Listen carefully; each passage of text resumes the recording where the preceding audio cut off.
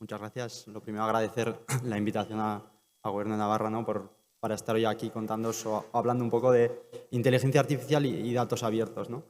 Bueno, el título es Inteligencia artificial y datos abiertos, nuevas formas de explotar, entender y crear valor.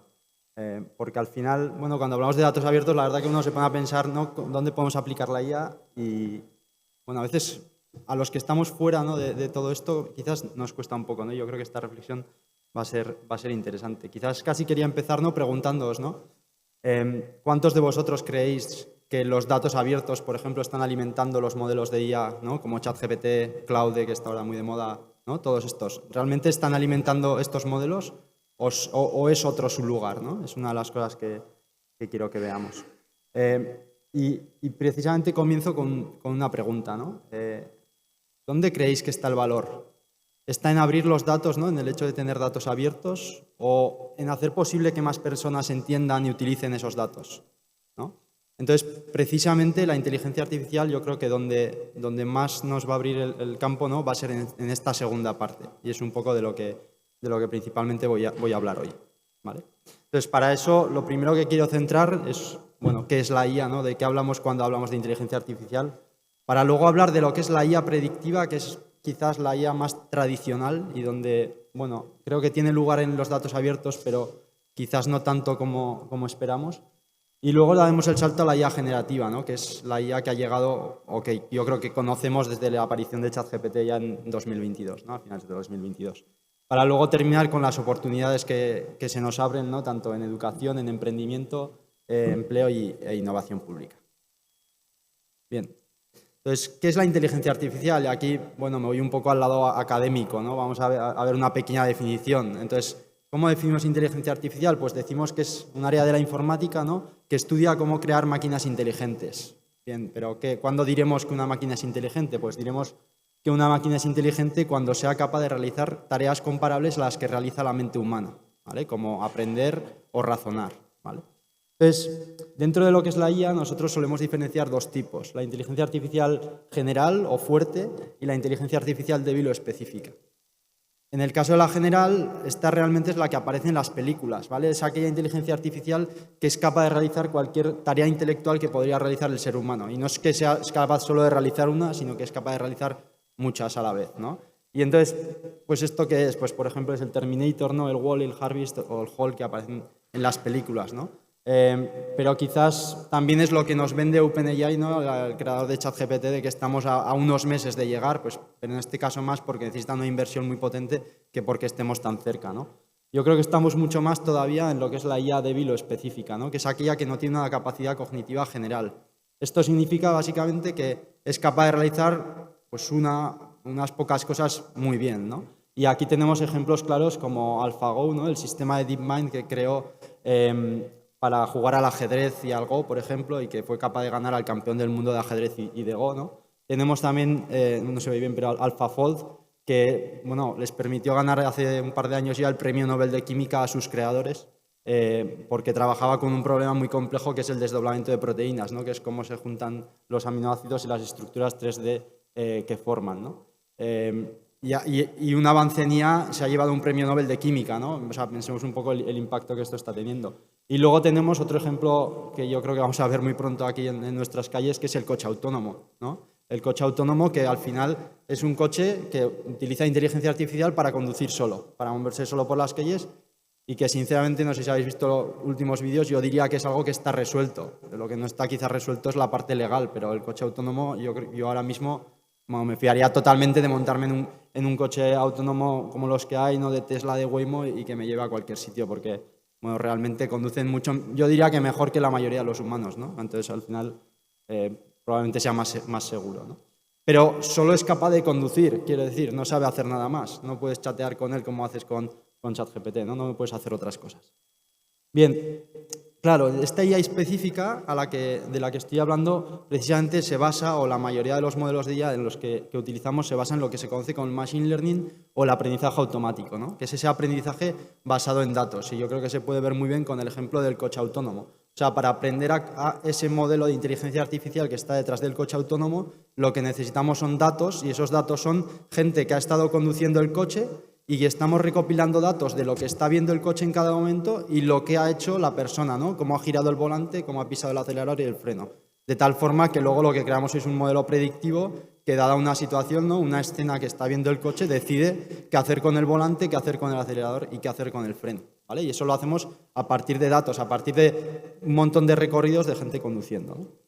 Bien, y de este Machine Learning al final cuelgan dos tipos de inteligencias artificiales. Tenemos la inteligencia artificial predictiva, que es aquella que aprende patrones a partir de los datos y posteriormente estos patrones se utilizan para predecir resultados, ¿no? Y un caso claro es el propio coche autónomo. Y luego tenemos la IA generativa, que es esa IA que se centra en generar contenido, ¿no? Generar respuestas normalmente a partir de una intención o una instrucción que nosotros le damos. Y veremos que cada una pues, tiene diferentes tipos de aplicaciones, ¿vale? Entonces, ¿qué permite la IA predictiva? Pues vemos aquí unos ejemplos, ¿no? Yo creo que uno ya lo he dicho, ¿no? Que es el coche autónomo. Tenemos también el traductor automático clásico, ¿no? El Google Translator, que habréis utilizado todos desde hace muchos años, ¿no? Y que habréis visto probablemente la gran mejora que ha tenido desde que apareció, no sé, en 2000, no recuerdo qué año, pero alrededor de 2010 teníamos un modelo que no tiene nada que ver con lo bien que traduce ahora, ¿no? Digamos que esto lo que trata es, le entran un texto en un idioma y el objetivo es predecir el texto en otro idioma, ¿no? Parecido pasa con los sistemas de recomendación, ¿no? Que vemos en muchos sitios como Amazon o Netflix, son los típicos ejemplos, donde lo que tratamos de predecir son los gustos de un usuario, de tal forma que lo que le vamos a predecir es aquellos productos que más le van a gustar, porque esos son los que más probablemente va a hacer clic y va a comprar, ¿no? Y al final, ¿no? Tanto Netflix quiere que sigas enganchado como Amazon quiere que compres el mayor número de productos posibles, ¿no? O tenemos el problema del diagnóstico médico, ¿no? Donde, por ejemplo, podríamos tener una radiografía y queremos tratar de predecir en esa radiografía si hay una enfermedad o no la hay, ¿no?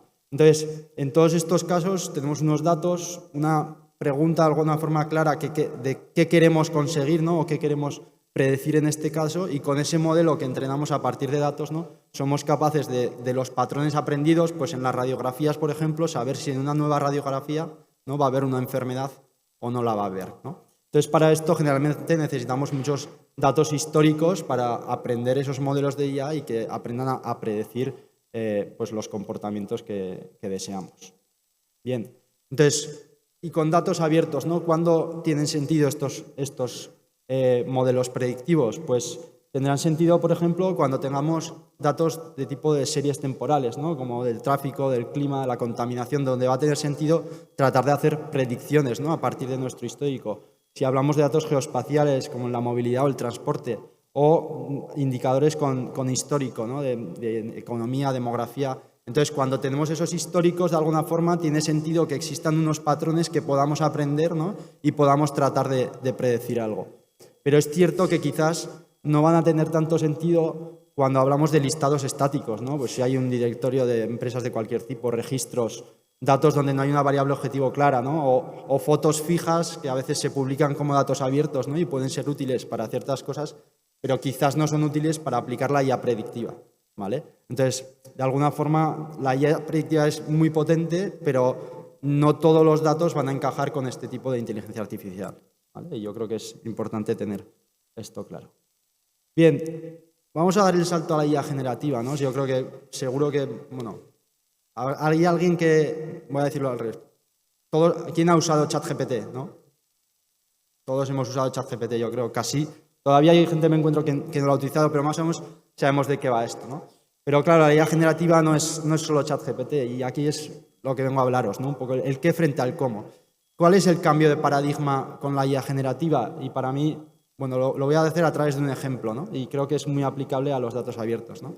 Yo ahora mismo estoy en una comisión en la que tengo que evaluar expedientes de investigadores donde tengo 5 aportaciones y una narrativa que escribe cada investigador sobre su aportación, ¿no? Y tengo al final hay un enlace con el que tú puedes consultar información de esa aportación. Claro, tengo que evaluar a más de 100 expedientes y de esos 100 expedientes tengo 5 aportaciones en cada uno, es decir, 5 artículos científicos, de los cuales tengo que ir a una base de datos con cada uno de ellos y en cada base de datos, en una tengo que buscar el artículo, ver cuántas citas tiene, ver el factor de citas normalizado. En otra base de datos tengo que ver el factor de impacto de la revista. En otra base de datos tengo que ver si la revista publica en abierto, si es de pago, ¿no? qué tipo de revista es. Entonces tengo que ir a mano por 4 sitios distintos haciendo consultas para obtener esos datos y al final obtener una evaluación, porque evidentemente tengo que leer la narrativa, pero hay una serie de indicadores que ya me indican si esas aportaciones son buenas o no, ¿no?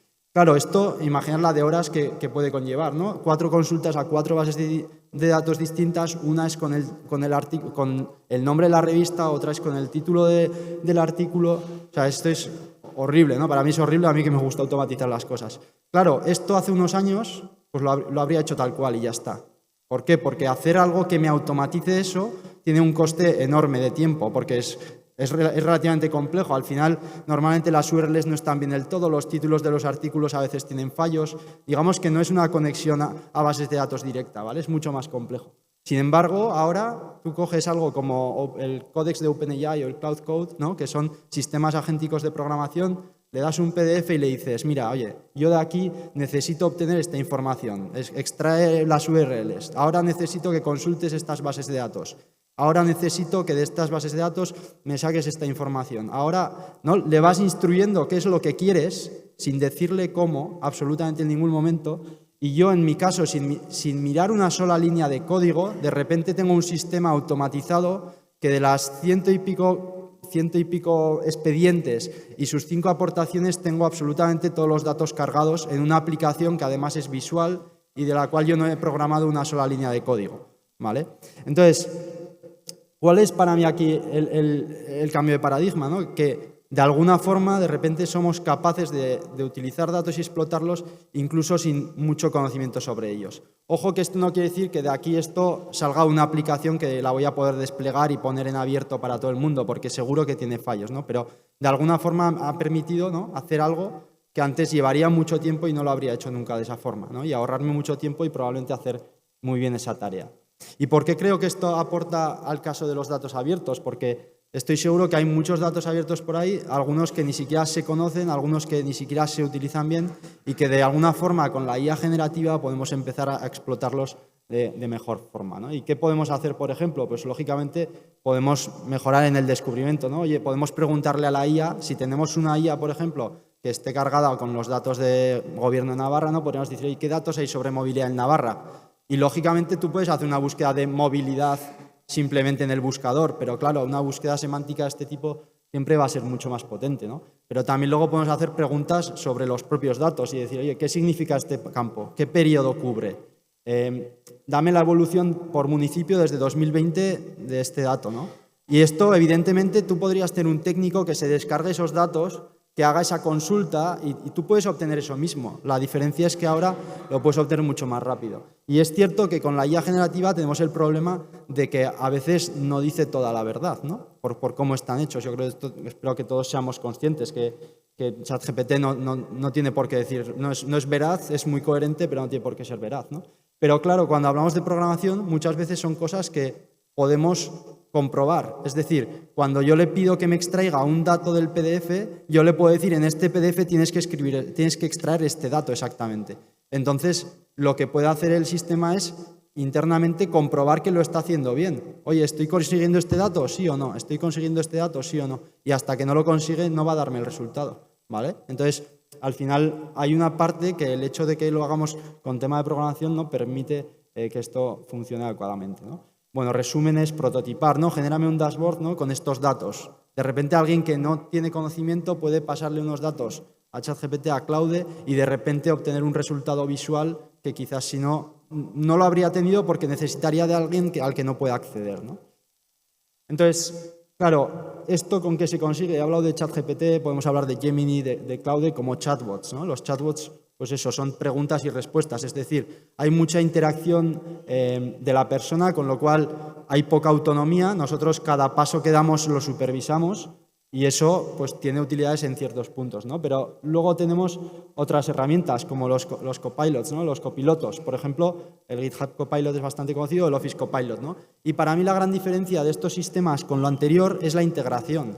Es decir, estos sistemas están integrados dentro de la aplicación donde lo vas a utilizar. Y esto tiene muchas ventajas porque de alguna forma te quita la barrera esa de la utilización del modelo de IA, ¿no? Cuando tú estás en ChatGPT y Word, tienes que andar copiando y pegando cosas de un lado para otro y ahí se está perdiendo contexto, ¿no? Si tú tienes una IA integrada en tu flujo de trabajo, esto hace que sea mucho más potente, ¿no? Entonces, ya no voy a que el Office Copilot o el GitHub Copilot estén bien, sino que va a haber, yo creo que una gran revolución cuando se vayan integrando modelos de IA en las diferentes aplicaciones de manera adecuada, ¿no? Luego tenemos los RAG, que es el Retrieval Augmented Generation, ¿no? No sé si lo conocéis, pero esto es cuando, en vez de utilizar un chatbot clásico, ese chatbot de repente lo haces frente a unos datos tuyos propios. Por ejemplo, ¿no? Podríamos tener un RAG con datos de normativas sobre datos abiertos nacionales, no lo sé. Y entonces ya cuando tú haces esas consultas, ya no lo haces, cuando le escribes al chatbot, no es con su conocimiento general. Lo que va a hacer es buscar información en tus datos, ¿no? en esa normativa a la que tú le estás preguntando, de tal forma que las respuestas generalmente van a tener mucha menor probabilidad de inventar cosas que si estás utilizando un chatbot clásico, ¿vale? Y esto, bueno, es muy potente. Hay una herramienta bastante conocida para esto, NotebookLM, que algunos ya sé que la utilizan, que, por ejemplo, tú le puedes dar un artículo científico muy complejo y pedirle que te haga un podcast hablado, ¿no?, de 10 minutos divulgativo, y de repente te permite introducirte al tema de forma mucho más sencilla, ¿no? Entonces, bueno, yo creo que es una herramienta muy potente. Y luego tenemos los agentes, que en realidad los agentes son precisamente donde viene la revolución que he mencionado anteriormente. Es decir, un agente lo que hace es un LLM, no un chatbot en el fondo, pero que es capaz de tomar decisiones de forma autónoma. O sea, tiene una autonomía mucho mayor. Yo le digo, oye, coge este PDF y de este PDF extráeme esta información, y eso no es un ChatGPT clásico. Son un montón de ChatGPTs hablando entre sí, programando, comprobando que el sistema funciona, y no me va a dar una respuesta hasta que ya de alguna forma la tarea está terminada, ¿no? Entonces, los modelos agénticos es lo que está viendo hoy en día, y es, bueno, una de las cosas más potentes que hay, ¿no? Los más conocidos quizás para programación son OpenAI Codex y Cloud Code, pero a veces los ligamos a programación, y sin embargo tú podrías utilizar estos sistemas igualmente para crear el contenido de una asignatura, porque al final lo que están haciendo es generar texto. Pueden generar código, pero también pueden generar texto, ¿no? Entonces, cuando los vayamos integrando nos van a dar mucha potencia. Bien, y vamos ahora ya a ir cerrando con las oportunidades que creo que surgen tanto en educación como en emprendimiento, empleo e innovación pública, ¿no? Entonces, en educación yo creo que, bueno, el lugar más importante de los datos abiertos en este sentido es la motivación que pueden traer al estudiante, ¿no?, al estudiantado. Es decir, donde antes estábamos trabajando con datasets que nosotros llamamos de juguete, ¿no?, conjuntos de datos como Iris, que son unas fotos de unas flores, ¿no?, o Titanic, que es un dataset de las personas que murieron y sobrevivieron en el Titanic, pues quizás puedes empezar a trabajar con datos abiertos, ¿no?, del entorno, que creo que pues pueden motivar mucho más al estudiante, ¿no? Y además la IA lo que les va a permitir es desatascarse, ¿no? Es cierto, cuando se atascan, de repente tienes alguien al que le puedes preguntar mucho más rápido que si tienes que esperar a la hora de tutorías del profesor, ¿no? Y de hecho, desde la universidad yo he notado cómo las tutorías desde que existe ChatGPT han descendido, lo cual, ojo, será bueno o no, no lo tengo claro, pero es cierto que el estudiante tiene un tutor que si lo utiliza bien tiene mucho potencial. El problema es cuando lo utilizamos simplemente para hacer la tarea, ¿no? Ese es el gran problema. Bien, vamos también con el emprendimiento, ¿no? Claro, aquí la verdad que a mí era algo que, bueno, al principio me costaba ver, ¿no? Porque hay una frase que digo, los datos abiertos no hacen unicornios. Es decir, creo que va a ser difícil que una empresa simplemente nacida de datos abiertos sea una empresa que valga millones de dólares. Sinceramente, porque es un dato abierto al que tiene acceso todo el mundo, ¿no? Entonces, si tiene acceso todo el mundo, el dato en sí mismo, o sea, puede tener mucho valor, pero no solo, o sea, lo tendrá para todo el mundo. Entonces, al final yo creo que lo que hace falta es combinar ese dato abierto con otras cosas, ¿no? Y aquí tengo pues un ejemplo de un negocio real que es ABRP, que es Better Route Planner. Si alguien tiene coche eléctrico quizás lo conozca, ¿no? Y es una aplicación que lo que hace es mezclar datos abiertos, ¿no?, como OpenStreetMap, OpenChartMap y datos de elevación, ¿no?, con un foco sectorial que es el coche eléctrico, es decir, una aplicación solo para coche eléctrico, y lo que hacen además es capturar telemetría de los coches de los usuarios, ¿no?, con lo cual combinan dato abierto con dato cerrado que están obteniendo ellos. Y lo que tienen es una aplicación freemium, ¿no?, que es gratuita, pero también con una opción premium, en la cual tú lo que consigues es, oye, quiero ir de Pamplona a Almería, y te dice exactamente dónde deberías parar, cuánto deberías cargar el coche, qué estaciones, qué puntos de carga están abiertos, cuáles no, ¿no? Tienes toda esa información integrada y te da una información muy valiosa si estás viajando con el coche eléctrico, ¿no? Y entonces, de alguna forma, pues nace ese producto cuando hay ese foco vertical, esa integración entre diferentes tipos de datos y luego, por supuesto, se puede utilizar la IA como acelerador para prototipar y validar ideas mucho más rápido de lo que lo haríamos de forma tradicional, ¿no? Porque de repente una aplicación de este tipo la podemos desarrollar mucho más rápido, ¿no? Luego, cuando vamos al empleo, claro, la IA en el empleo está claro que va a tener un impacto, eso yo creo que no hay ninguna duda, ¿no? Pero es cierto que si lo vemos desde otra perspectiva, también se van a crear nuevos perfiles. Pensemos, por ejemplo, pues en un urbanista, un periodista, un gestor de movilidad, ¿no? Que de alguna forma ahora va a ser capaz de tener acceso a esos datos abiertos y utilizarlos en su trabajo sin depender de nadie externo, ¿no? De un técnico que sea el que realmente haga la programación para acceder a esos datos y mostrarte algo. Porque vas a poder ir a la IA y decirle qué quieres con esos datos y te lo va a poder dar, ¿no? Entonces, yo creo que ahí surgen nuevos perfiles que pueden ser valiosos, ¿no? y que va a ser un perfil claramente empleable. Claro, eso lo que va a conllevar a su vez es que probablemente el que no se actualice a trabajar de esta forma, pues quizás no sea tan valioso porque no tiene el mismo valor añadido, ¿no? Bien, y luego tenemos la innovación pública, ¿no? Donde yo creo que debería haber cambios, ¿no? o la propia IA debería aportarnos tanto hacia adentro como hacia afuera como sobre los datos. Es decir, primero, cuando publicamos datos abiertos, quizás los publicamos y a veces no nos damos cuenta de problemas que pueden tener o la documentación no es todo lo buena que puede ser, ¿no? Y la IA ahí te va a ayudar mucho, ¿no? a mejorar los metadatos, pero también a ver si hay problemas con los propios datos, ¿no? Y luego, en relaciones hacia afuera con la ciudadanía, pues claro, pensemos en esos RAG, en esos chatbots aplicados a que la ciudadanía, ¿no? se pueda comunicar mejor con la administración o pueda entender mejor la propia normativa de la administración. Y hacia adentro, pues, bueno, en la localización, la información, en cruzar datos, ¿no? Muchas veces te quedas sorprendido de, pero ¿cómo puede ser que Hacienda no sepa este dato que está? Claro, de repente, ¿no? Podemos empezar a cruzar datos de forma mucho más sencilla, simplemente porque podemos hablarle a la IA y pedirle qué queremos, ¿no? Entonces creo que aquí también puede venir un cambio. Pues no tenemos ahora. Siguiente. Ahí. Siguiente. No funciona el... Ahí. Vale. Bueno, termino con los mensajes clave, ¿vale? Que me estaba yendo ya. Entonces, creo que nos tenemos que quedar, ¿no? Con que yo creo que había dos barreras en los datos, ¿no? Con los datos abiertos, ¿no? Que es decir, una era abrir los datos y la otra era saber usarlos. Y creo que la IA, donde más nos va a aportar en este caso, es en esta segunda, ¿no? Creo que es la que puede derribar. Luego, tengamos en cuenta que la IA predictiva y la IA generativa, ¿no? son distintas. La predictiva te permite modelar, pero la generativa es la que nos va a quitar esa fricción del uso de los datos, ¿no? Porque cambiamos, nos vamos del cómo hacerlo, ¿no? Del cómo programar, cómo accedo a estos datos, cómo... No, ahora simplemente es el qué quiero, ¿no? Yo le voy a describir qué es lo que quiero y directamente lo voy a obtener a esos datos. No va a importar tanto el saber programar. Y bueno, luego los datos abiertos habilitan, ¿no? Habilitan el emprendimiento, pero de alguna forma hace falta, o creo que hace falta algo más, ¿no? Hace falta un producto, un foco y una integración con probablemente datos adicionales, ¿no? Creo que la barrera técnica está cayendo, es decir, lo que he dicho hasta ahora, ¿no? Creo que la forma de trabajar con la IA generativa va a hacer que la barrera técnica para aprovechar esos datos sea mucho menor y que va a haber mucha más gente que va a poder utilizarlo, ¿no? Entonces, bueno, creo que con todo esto, espero que nos llevemos una idea de dónde puede aportar la IA y que la utilicéis mucho.